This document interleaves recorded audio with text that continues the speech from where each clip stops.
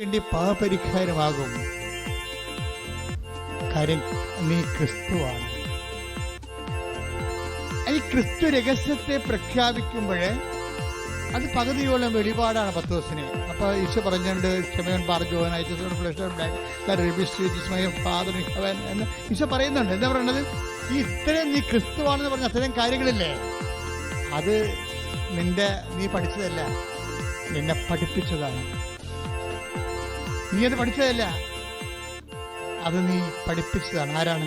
എന്റെ സ്വർഗസ്ഥനായ പിതാവ്.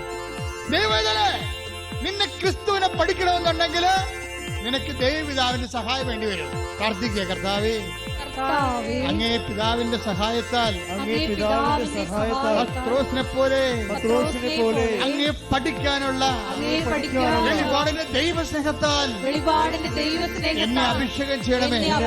ശ്രദ്ധിക്കട്ടെ.